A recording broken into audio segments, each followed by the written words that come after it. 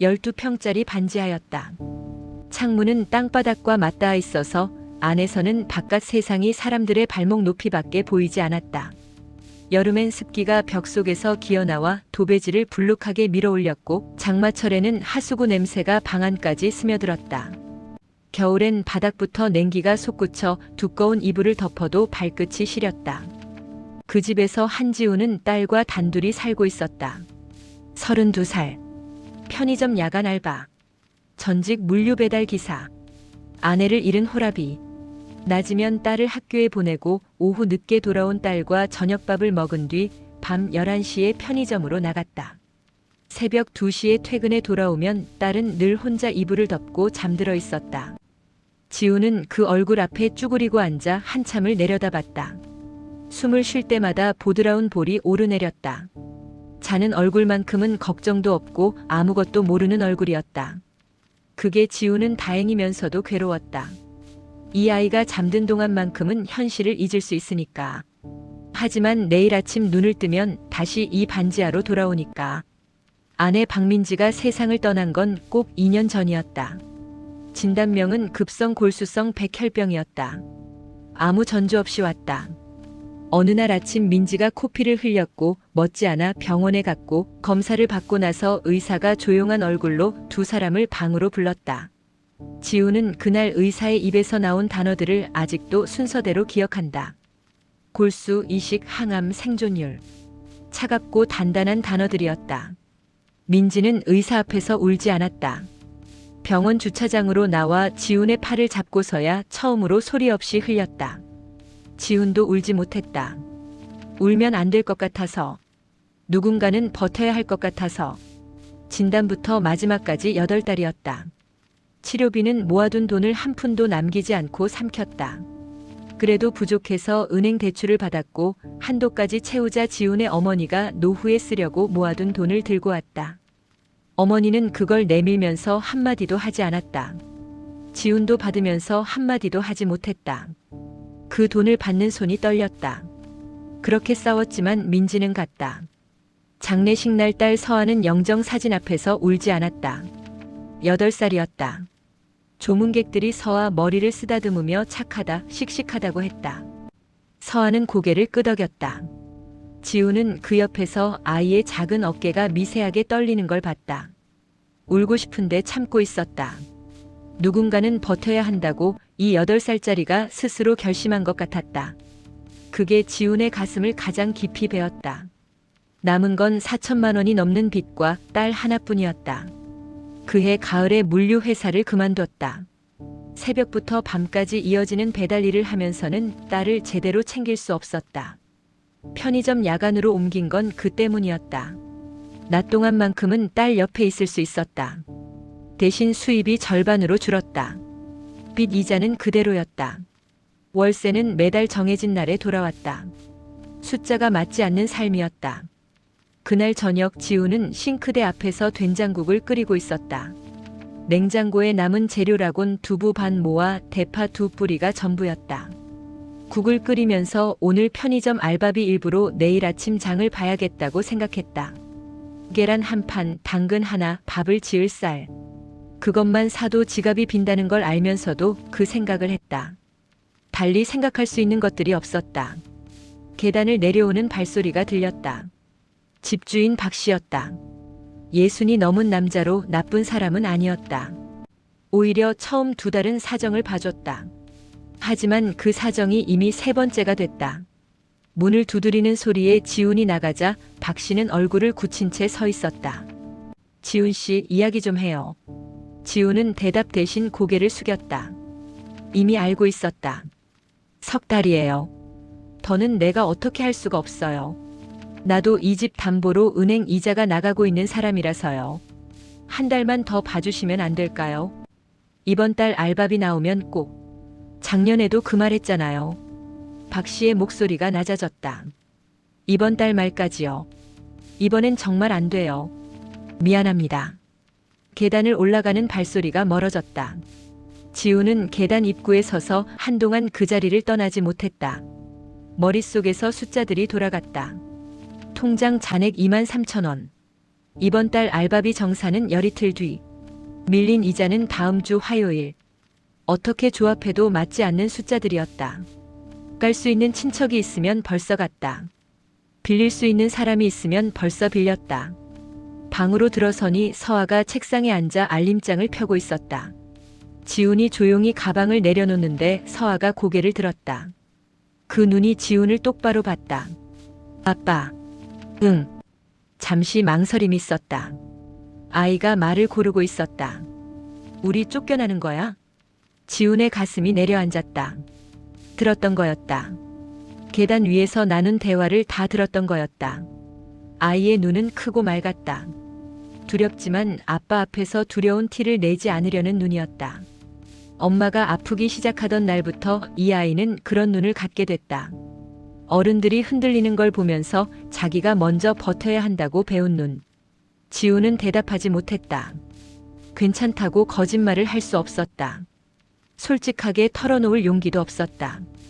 그저 서아 곁으로 다가가 아이의 등을 토닥였다. 아버지로서 할 수 있는 가장 무력한 몸짓이었다. 그때 서아가 먼저 손을 얹었다. 작고 따뜻한 손이 지훈의 손 위로 올라왔다. 아빠, 나 괜찮아. 그 말이 칼처럼 박혔다. 초등학교 2학년짜리가 아빠를 위로하고 있었다. 지훈은 고개를 돌려 창문 너머 지나가는 사람들의 발목을 바라봤다. 눈물이 나려는 걸 들키지 않기 위해서였다. 저 발목들은 다 어디를 향해 가고 있을까? 저마다의 집이 있고 저마다의 따뜻한 밥상이 있겠지. 이 반지하의 사정 따위는 아무도 모르는 채로. 된장국 끓는 냄새가 났다. 지훈은 부엌으로 돌아갔다. 두부와 대파만 들어간 국이었지만 오늘 밤만큼은 그게 세상에서 가장 따뜻한 냄새였다. 새벽 2시 10분. 편의점 야간 알바가 끝나면 지훈은 늘 걸어서 집으로 돌아갔다. 왕복 버스비를 아끼기 위해서였다.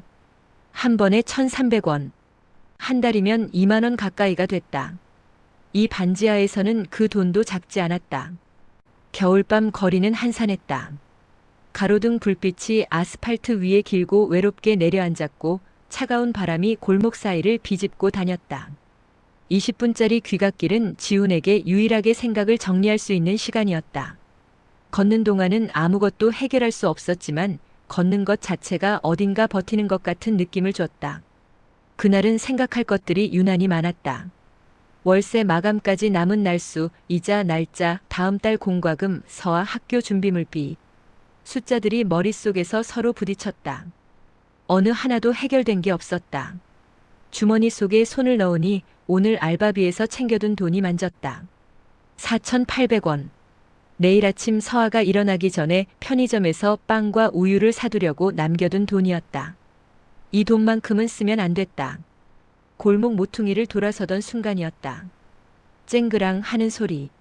그리고 무거운 무언가가 쓰러지는 둔탁한 충격음.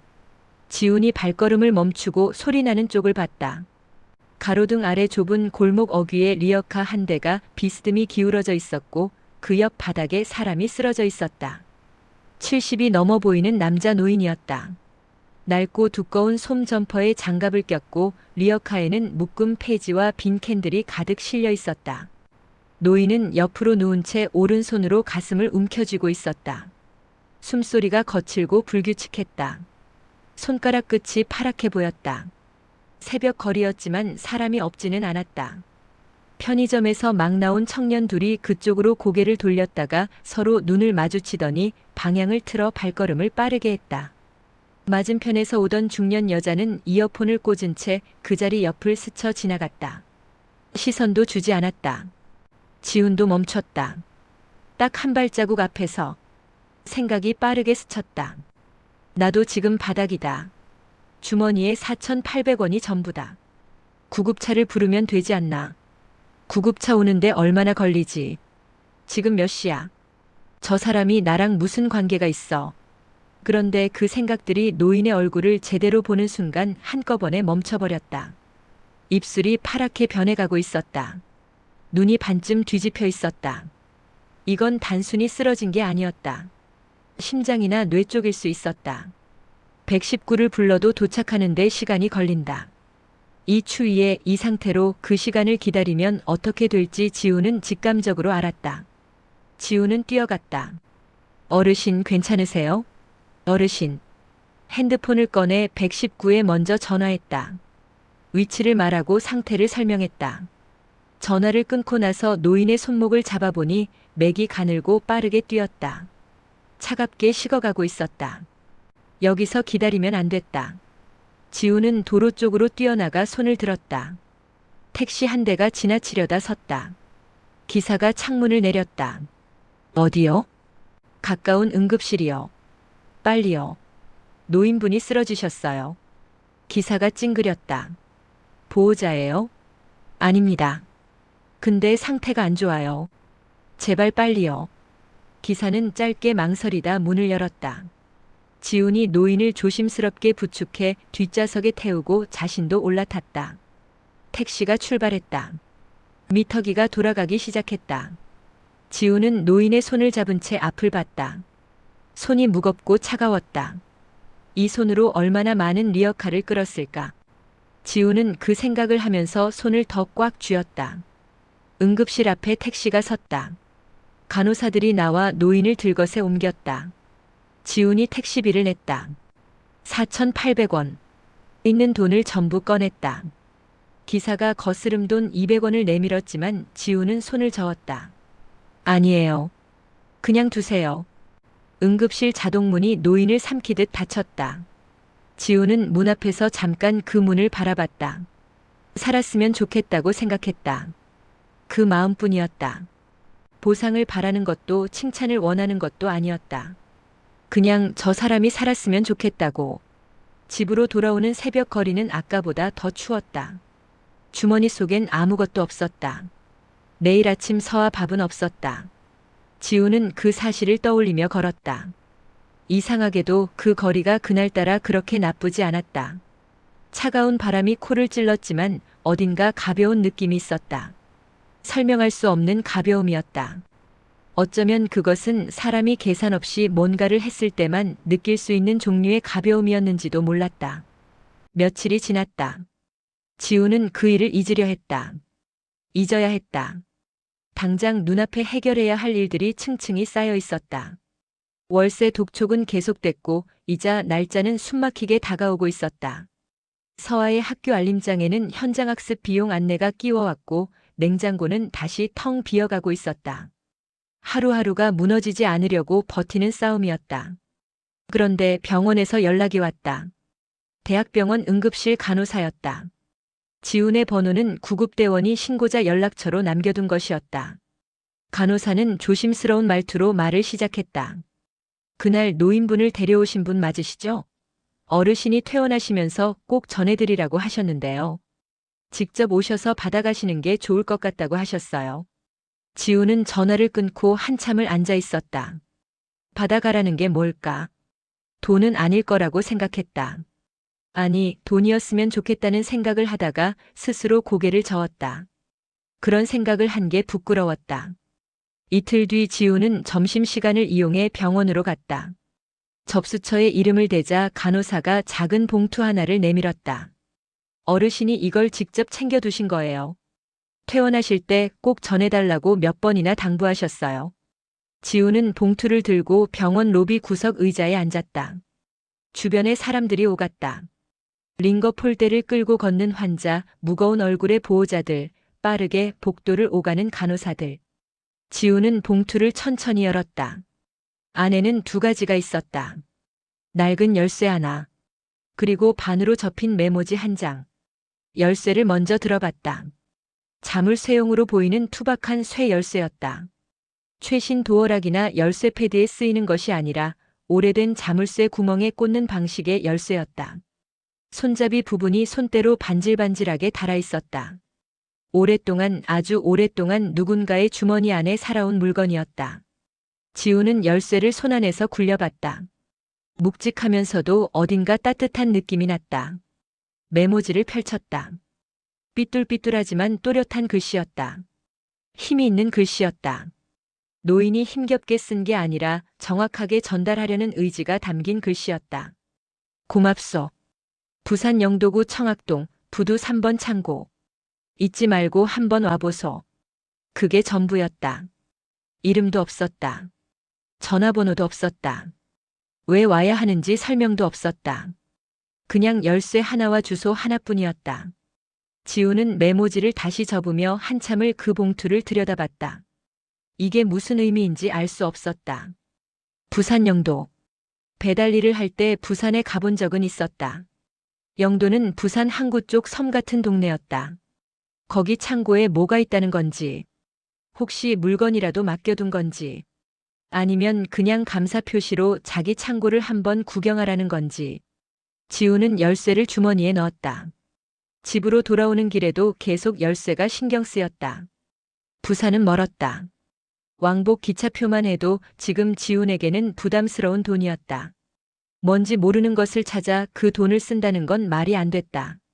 아무것도 없을 가능성이 훨씬 높았다. 노인 입장에서는 진심 어린 감사 표시였겠지만 현실적으로 이게 뭔가 달라지게 해줄 것 같진 않았다. 지우는 집에 돌아와 서랍에 열쇠를 넣었다. 그날 저녁 서아가 숙제를 하다 말고 물었다. 아빠, 오늘 왜 그래? 계속 멍해. 피곤해서. 거짓말. 지훈이 쓴웃음을 지었다. 이 아이는 언제부터 아빠 얼굴을 이렇게 잘 읽게 된 건지. 낮에 병원 다녀왔어. 전에 내가 데려다 드린 할아버지. 그 할아버지 살아계셨어? 응. 퇴원하셨대. 근데 이걸 남겨놓으셨어. 지훈이 서랍에서 열쇠를 꺼내 보여줬다. 서아가 두 손으로 열쇠를 받아들고 이리저리 들여다봤다. 이게 뭐야? 무슨 열쇠야? 나도 몰라.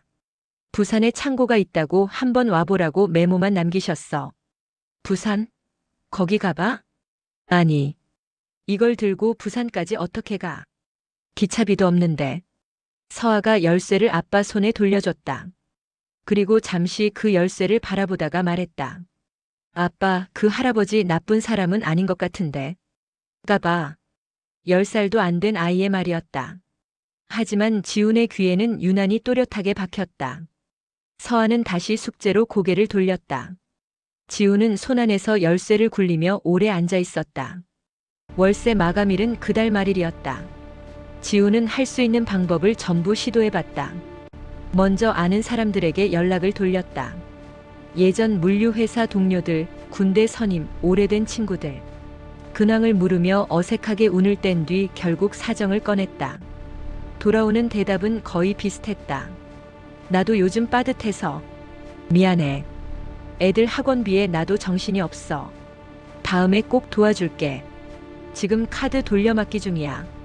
나 사실 너한테 빌릴 처지야. 뭐라고 할 수 없었다.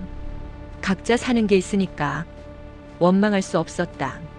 마지막으로 은행에 갔다. 신용대출 상담을 받기 위해서였다. 번호표를 뽑고 20분을 기다렸다. 상담 창구에 앉아 신분증을 내밀었다.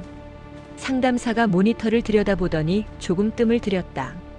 현재 대출이 3건이고요. 연체 이력이 2건 있으세요. 신용 등급이 많이 내려가 있어서 추가 대출은 어렵겠습니다. 얼마나 있으면 가능할까요? 연체 정상화가 우선 돼야 하고요. 그 이후에 최소 6개월 정도는 지켜봐야 할 것 같아요. 지우는 자리에서 일어났다. 감사합니다. 입이 제대로 안 움직였다. 은행을 나오는데 유리문에 자신의 얼굴이 비쳤다. 지우는 잠깐 그 얼굴을 봤다. 낯선 사람 같았다. 어딘가 많이 지워진 얼굴이었다. 그날 저녁 집주인 박 씨가 계단을 내려왔다. 이번엔 표정이 달랐다. 미안함이 없는 얼굴이었다. 결심한 사람의 얼굴이었다. 지훈 씨, 오늘이 말일이에요. 지훈은 고개를 들지 못했다. 다음 주 안으로 짐 빼줘요. 다음 주 금요일까지요. 그 이후엔 어쩔 수 없어요. 문이 닫혔다. 지훈은 방 한가운데 서서 천장을 올려다봤다. 갈 곳이 없었다. 임시주거 지원은 대기가 13팀이었다. 주거급여 신청은 서류가 부족해 한 달이 더 걸린다고 했다. 지훈의 어머니는 이미 노후 자금을 다 쏟아부은 뒤였다. 더 요청할 수 없었다. 서아는 아직 학교에서 돌아오지 않았다. 지훈은 서랍을 열었다. 낡은 열쇠가 있었다. 지우는 그 열쇠를 꺼내 손안에 쥐었다. 부산영도, 창고. 말이 안 된다는 걸 알았다. 아무것도 없을 가능성이 높다는 것도 알았다. 낯선 노인이 감사 표시로 남긴 알 수 없는 것일 뿐이라는 것도 알았다. 하지만 지금 이 열쇠 말고 지훈 손안에 있는 다른 선택지가 없었다. 서아가 돌아왔을 때 지훈은 작은 가방을 꾸리고 있었다. 아빠 어디가? 부산. 서아의 눈이 커졌다. 그 열쇠 들고. 응. 나도 데려가. 지훈은 잠시 망설였다가 고개를 끄덕였다. 혼자 두고 떠나는 게 더 불안했다. 둘은 다음날 새벽 첫 버스를 탔다. 고속버스로 부산까지 4시간이 넘게 걸렸다. 서아는 자리에 앉자마자 아빠 어깨에 기대 잠이 들었다. 지훈은 잠들지 못했다. 창밖으로 어둠 속 고속도로가 흘러갔다. 가드레일 너머로 드문드문 불빛이 보였다. 저 불빛들은 전부 집의 불빛이었다. 어딘가에서 누군가 잠들어 있을 것이었다. 지훈은 열쇠를 주머니 속에서 만졌다. 차갑고 단단했다. 부산 영도에 도착한 건 이른 아침이었다. 항구 냄새가 먼저 왔다. 짭조름한 바닷바람과 기름 냄새가 섞인 특유의 냄새. 영도는 오래된 동네였다. 붉게 녹슨 철문들, 낡은 창고 건물들, 이른 아침부터 부지런히 움직이는 어선들.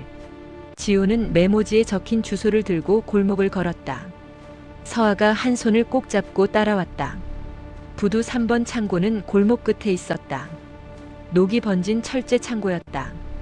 외벽에 연도를 알 수 없는 페인트가 군데군데 벗겨져 있었고 묵직한 자물쇠가 채워진 채 굳게 닫혀 있었다. 주변은 조용했다. 사람의 기척이 없었다. 서아가 올려다보며 말했다. 열어봐 아빠. 지우는 열쇠를 꺼냈다. 자물쇠 구멍에 넣고 돌렸다. 걸리는 느낌 없이 부드럽게 돌아갔다. 자물쇠가 풀렸다. 무거운 철문이 삐걱 소리를 내며 열렸다. 서늘하고 묵직한 공기가 쏟아져 나왔다. 지우는 천천히 안으로 걸어 들어갔다. 서아가 손을 놓지 않은 채 따라왔다. 눈앞에 펼쳐진 광경에 지우는 발걸음이 굳었다. 창고 안은 예상보다 훨씬 넓었다. 높은 천장까지 이어진 금속 선반들이 열을 지어 서 있었고 그 사이로 수십 대의 오토바이가 가지런히 세워져 있었다. 오래된 것들이었지만 방치된 쓰레기가 아니었다. 하나하나 세심하게 손을 탄 흔적이 역력했다. 엔진 부품이 해체된 채 정비를 기다리는 것들, 새로 도색이 된 것들, 조립 중인 것들. 오랫동안 누군가가 공들여 손질해온 공간이었다. 그리고 사람들이 있었다. 대여섯 명이었다. 다들 작업복 차림으로 부품을 손질하거나 엔진 앞에 쭈그리고 앉아 있었다. 문이 열리는 소리에 모두 고개를 들었다. 낯선 사람이 들어온 것을 확인하는 눈들이었다. 경계하는 눈도 있었고 무언가를 기다렸던 것 같은 눈도 있었다. 침묵이 흘렀다. 그때 안쪽에서 작업복 차림의 중년 남자가 앞으로 나왔다. 키가 컸고 눈매가 날카로웠다. 지훈을 위아래로 훑어보더니 입을 열었다. 열쇠 들고 오신 분이 맞죠? 네. 한지훈이라고 합니다. 남자가 고개를 끄덕였다. 그리고 조용히 말했다. 회장님이 기다리시던 분이군요. 지훈은 그 말이 무슨 뜻인지 바로 이해할 수 없었다. 회장님. 이 낡은 창고에 회장이 있다는 게 어울리지 않았다. 하지만 남자는 더 설명하지 않고 안쪽으로 들어가라고 손짓했다. 지훈은 서아의 손을 꼭 쥐고 그 뒤를 따랐다. 창고 안쪽 철판 문 너머로 작은 공간이 있었다. 방이라고 부르기엔 소박했다. 낡은 나무 책상 하나, 등받이가 다른 의자 2개. 벽 한 면에는 대한민국 지도가 펼쳐져 붙어 있었고 지도 위에는 형광펜으로 수십 개의 선이 그어져 있었다. 배달 루트처럼 보이기도 했고 물류 동선처럼 보이기도 했다. 지훈이 눈을 가늘게 뜨고 지도를 보는 사이 뒤쪽 문이 열렸다. 노인이 들어왔다. 응급실에서 봤던 얼굴이었다. 그런데 완전히 달랐다. 새벽 골목에서 쓰러져 있을 때는 낡은 솜 점퍼를 입은 한 명의 노인이었다. 하지만 지금 이 사람은 달랐다. 단정한 작업복 차림이었고 등이 곧았으며 걸음이 단단했다. 무엇보다 눈빛이 달랐다. 깊고 맑은 눈빛이었다. 오랫동안 많은 것들을 보아온 사람의 눈이었다. 노인은 지훈을 보며 천천히 웃었다. 왔군요. 네. 어르신이 여기 계신 건가요? 앉아요. 노인이 먼저 자리에 앉았다. 지훈도 앉았다. 서아는 아빠 곁에 붙어 서서 노인을 신기하게 바라봤다. 노인이 서아를 보며 온화하게 웃었다. 딸이요? 네. 닮았네요. 노인은 작은 찻주전자에서 두 잔을 따랐다. 오래된 도자기 잔에 담긴 따뜻한 차였다. 지훈이 두 손으로 받았다. 그제야 손이 차갑다는 걸 알았다. 아침부터 계속 차가운 공기 속에 있었구나 하고 생각했다. 한동안 침묵이 흘렀다. 노인은 서두르지 않았다. 지훈이 먼저 물었다. 왜 저를 부르셨나요? 노인이 찻잔을 내려놓으며 말했다. 그 전에 하나만 먼저 묻겠소. 그 새벽에 나를 병원에 데려다 주면서 당신은 뭘 잃었소? 지훈은 잠시 대답을 고르다가 솔직하게 말했다. 딸 아침밥 살 돈이요. 노인의 눈가가 잠깐 흔들렸다. 예상했던 말이면서도 직접 들으니 무게가 달랐다. 노인은 천천히 고개를 끄덕이며 중얼거렸다. 알고 있었소. 서아가 눈을 동그랗게 뜨며 지훈을 올려다봤다. 아빠는 그 이야기를 하지 않았었다. 지훈은 딸의 시선을 느꼈지만 눈을 마주치지 않았다. 노인이 다시 말했다. 이 창고에 뭐가 있나 궁금할 거요. 설명하기 전에 내 이야기를 먼저 들어야 하오. 지훈은 고개를 끄덕이며 찻잔을 두 손으로 감쌌다. 그리고 노인이 입을 열었다. 노인의 이름은 임재학이었다.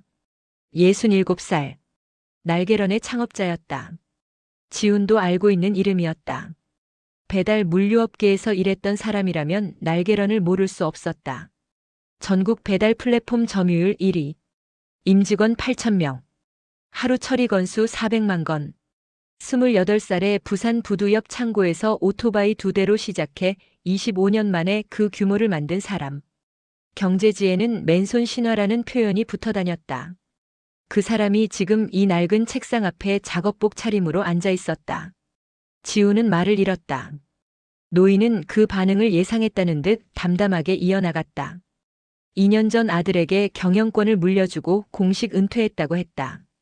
언론에는 깔끔하게 용퇴하는 기업가의 이야기로 났다. 하지만 임재학은 쉬지 못하고 있었다. 아니, 쉬면 안 된다는 느낌이 있었다. 이유를 스스로도 정확히 몰랐다. 은퇴하고 나서 처음 몇 달은 가만히 있어 봤소. 늦잠도 자보고 해외여행도 가봤소. 하지만 뭔가 잘못됐다는 느낌이 계속 남아 있었어. 지훈이 물었다. 뭐가 잘못됐다는 건요?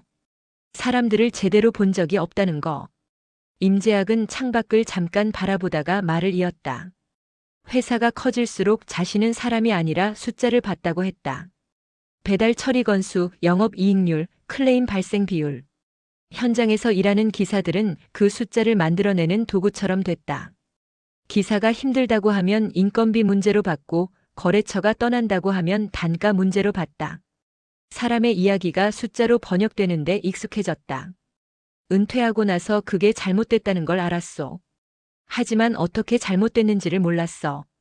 그래서 직접 봐야겠다고 생각했어. 임재학이 부산으로 내려온 건 그 때문이었다. 낡은 솜 점퍼를 사고 리어카를 구했다. 새벽부터 골목을 돌며 폐지를 주었다.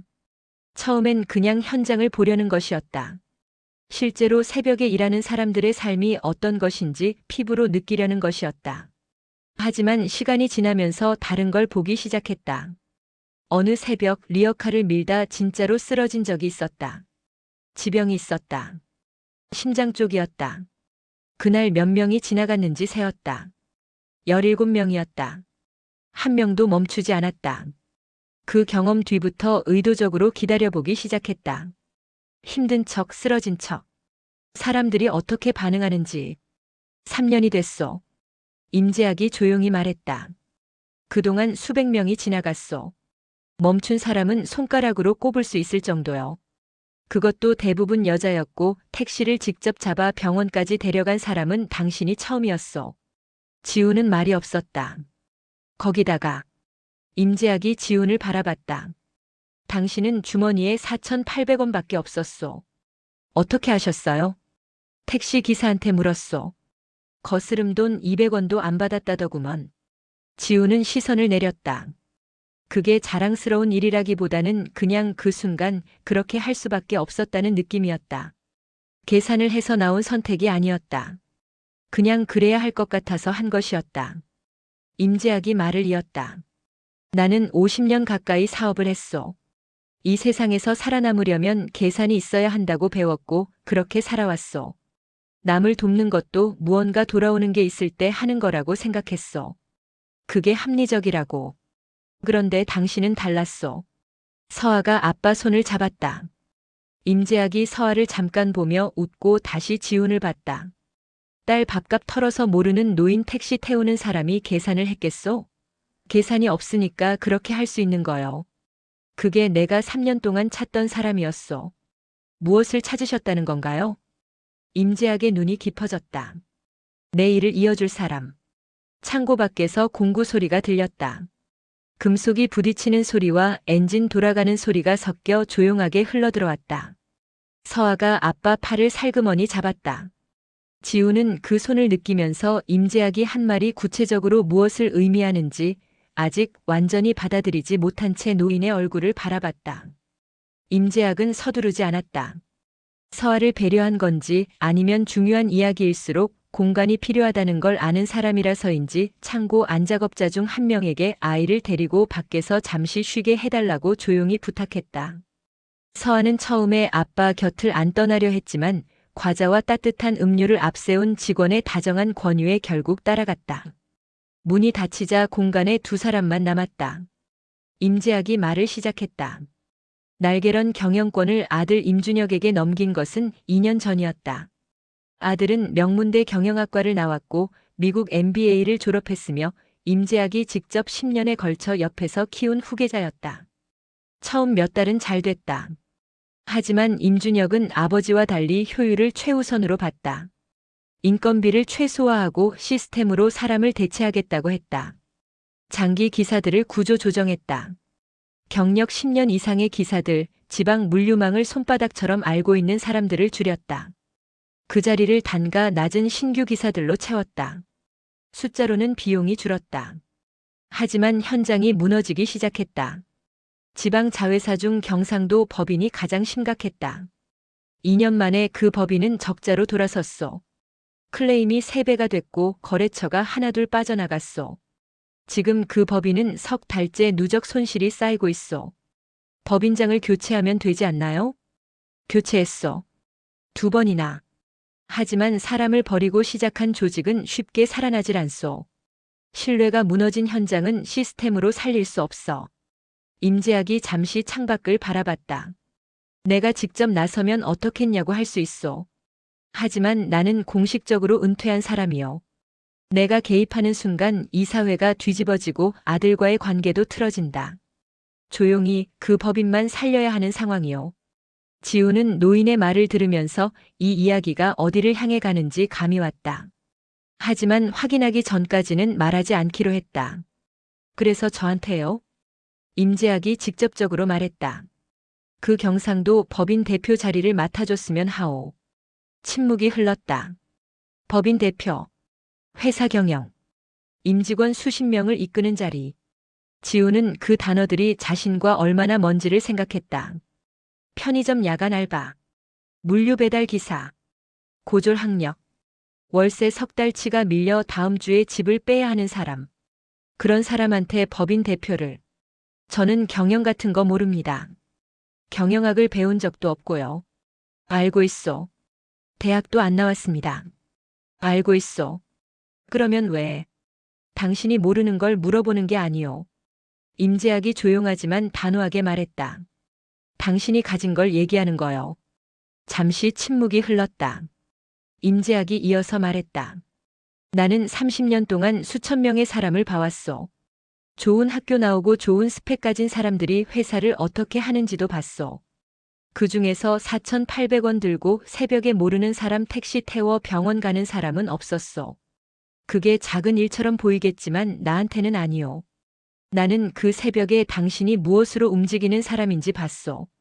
지우는 말이 없었다. 현장이 무너진 회사를 살리는 건 시스템이 아니요. 사람이요. 그 사람들이 다시 움직이게 만드는 건 두려움이 아니라 신뢰요. 그 신뢰가 어디서 오는지는 가르칠 수 있는 게 아니요. 이미 가진 사람이 있고 아닌 사람이 있어. 나는 당신이 가진 쪽이라고 봤어. 실수하면요? 지훈이 낮게 물었다. 가르쳐 주겠어. 나는 아직 일할 수 있어. 실패하면요? 같이 책임지겠어. 지훈은 창고 천장을 올려다봤다. 높은 천장에 걸린 형광등이 일정하게 빛을 내고 있었다. 이 창고에서 임재학이 날개런을 시작했다. 오토바이 2대와 사람 믿는 마음 하나로. 그리고 25년이 지났다. 조건이 있다고 하셨죠? 임재학이 지훈의 눈을 바라보며 말했다. 딱 하나요. 그 눈에 수십 년의 현장이 담겨 있었다. 절대로 사람을 버리지 말 것. 지훈은 그 말을 한번 삼켰다. 그리고 천천히 고개를 끄덕였다. 하겠습니다. 문 너머에서 서아의 웃음소리가 들렸다. 비가 내리는 밤이었다. 서울 마포구 골목 안 5층짜리 건물. 빗줄기가 유리창을 세차게 두드렸고 거리는 우산 쓴 사람들과 비에 젖은 오토바이 소리로 가득 찼다. 건물 1층 로비 유리문 너머로 배달 오토바이들이 빗속을 달리는 게 보였다. 쏟아지는 빛날에도 멈추지 않는 불빛들이었다. 건물 4층 사무실에 아직 불이 켜져 있었다. 한지우는 책상 앞에 앉아 보고서를 보고 있었다. 35살이 된 그의 얼굴에는 3년 전보다 조금 더 굵은 선이 생겨 있었다. 눈 밑에 엷은 그늘이 있었지만 눈빛은 달랐다. 흔들리지 않는 눈이었다. 오래 많은 것들을 겪은 사람의 눈이었다. 3년이었다. 임재학의 제안을 받아들인 첫 달 지우는 경상도 법인에 내려가 대표 취임 인사를 했다. 32살 고졸 학력의 남자가 법인장으로 온다는 소식은 이미 퍼져 있었다. 직원들의 반응은 냉담했다. 법인장이 2번이나 바뀌는 동안 나아진 게 없었으니 이번에도 마찬가지일 거라는 눈빛이었다. 지우는 대표실에 앉지 않았다. 첫날부터 현장에 내려갔다. 배달 기사들이 아침에 출발하는 시간에 함께 나가 루트를 봤다. 거래처 담당자를 직접 찾아가 클레임 내용을 들었다. 구조 조정으로 나간 장기 기사들에게 직접 전화를 돌렸다. 처음에 기사들은 반신반의했다. 또 다른 법인장의 빈말이겠지 하는 태도였다. 하지만 폭우가 내리던 어느 날 지훈이 직접 배달 가방을 메고 현장에 나타났을 때 달라지기 시작했다. 법인장이 비 맞으며 배달을 뛰었다. 설명이 필요 없었다. 기사들이 조금씩 움직이기 시작했다. 오래된 기사들이 하나둘 복귀했다. 지훈은 그들이 왜 나갔는지를 들었다. 들은 것들을 바꾸기 시작했다. 화려한 전략이 아니었다. 그냥 사람들이 하는 말을 듣고 그걸 고쳐나가는 것이었다. 6개월 후 적자 법인이 흑자로 돌아섰다. 임재학이 처음으로 전화해서 말했다. 알고 있었어. 그게 전부였다. 하지만 지우는 그 말이 충분했다. 1년 후 처리 건수가 2배가 됐다. 날개런 본사 이사회에서 지훈을 주목하기 시작했다. 임준혁 대표가 직접 연락을 했다. 처음에는 경계하는 분위기였다. 아버지가 보낸 사람이라는 게 부담스러웠을 것이었다. 하지만 숫자가 나오기 시작하자 태도가 달라졌다. 그리고 2년 후 지훈은 날개런 본사로 옮겨 물류사업본부장이 됐다. 올해 지훈은 날개런 대표이사가 됐다. 임재학은 취임식에 오지 않았다. 대신 작은 편지를 보냈다. 당신이 옳은 방향으로 가고 있다는 걸 숫자가 증명했어. 앞으로도 사람을 버리지 마시오. 임재학. 지훈은 그 편지를 책상 서랍 안에 넣어두고 어려운 날마다 꺼내봤다. 하지만 달라진 게 하나도 없었다. 일주일에 2번은 여전히 직접 배달을 뛰었다. 직원들이 말렸다. 대표님 체면이 있지 않냐고. 지훈은 웃으며 말했다. 현장을 모르면 숫자를 못 읽는다. 그게 나한테 배운 방식이다. 아무도 더 말리지 않았다. 서아는 초등학교 5학년이 됐다. 성적이 특별히 좋지는 않았지만 친구가 많았다. 담임 선생님이 연락을 했다. 급식 시간에 혼자 먹는 아이가 있으면 꼭 먼저 다가가 같이 먹자고 한다고 어디서 그런 걸 배웠냐고. 지우는 짧게 웃으며 말했다. 타고났나 봐요. 반지하는 이제 없었다. 마포구 작은 아파트로 이사했다. 햇빛이 들어오는 거실이 있었고 창문 너머로 골목이 아니라 하늘이 보였다. 서아는 이사 온 첫날 창가에 서서 한참을 하늘을 봤다. 그러고는 돌아서서 지훈에게 물었다. 아빠, 우리 이제 괜찮은 거야? 지훈이 웃으며 고개를 끄덕였다. 그 고개를 끄덕이면서 눈물이 날 것 같았지만 참았다. 응, 괜찮은 거야. 그 비 오는 밤이었다. 보고서를 마무리한 지훈은 오토바이 가방을 메고 회사를 나섰다. 비가 세차게 내렸다. 비 오는 날엔 배달콜이 쏟아졌다. 지훈은 앱을 켜고 오토바이에 올라탔다. 배달을 2건 마치고 3번째 목적지로 향하던 길이었다. 골목 어귀에서 지훈은 발이 저절로 멈췄다. 가로등 아래 좁은 골목 안에 사람이 쓰러져 있었다. 이른이 넘어 보이는 남자였다. 비에 흠뻑 젖어 있었다. 바닥에 우산이 펼쳐진 채 나뒹굴었다. 가슴을 손으로 누르고 있었다. 행인들이 지나갔다.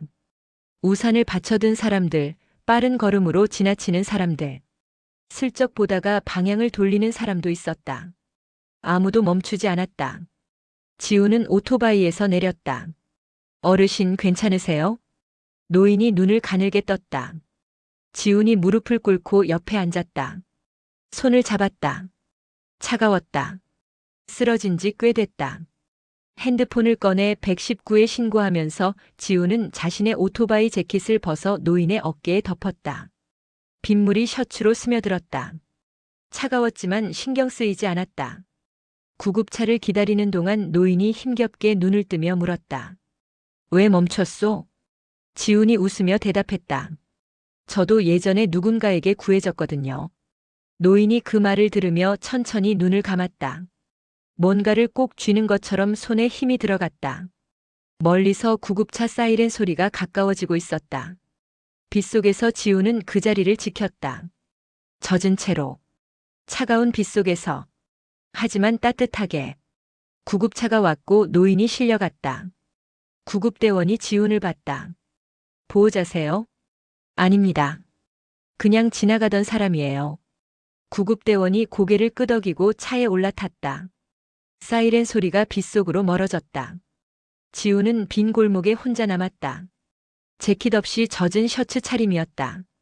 오토바이에 올라타 시동을 걸었다. 집에 돌아오니 서아가 아직 깨어 있었다. 아빠, 왜 이렇게 젖었어? 비 맞았어. 우산 어딨어? 그냥 맞았어. 서아가 아빠를 빤히 보더니 말했다. 또 누구 도와줬지? 응. 서아가 짧게 한숨을 쉬는 척했다. 하지만 입꼬리가 올라가고 있었다. 타월을 가져와 아빠 머리를 닦아주면서 물었다. 아빠, 근데 무서웠어? 처음에 그 할아버지 도와줄 때. 지훈이 생각했다. 3년 전 새벽 골목. 4,800원. 택시. 무서웠지. 이거 써도 되나? 내일 서아 밥은 어쩌나 그 생각도 했어. 그런데 왜 도와줬어? 지훈이 딸의 손을 잡았다. 그냥 그래야 할 것 같아서. 서아가 고개를 끄덕였다.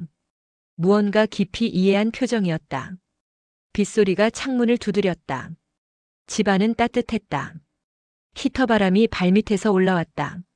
지훈은 눈을 감았다.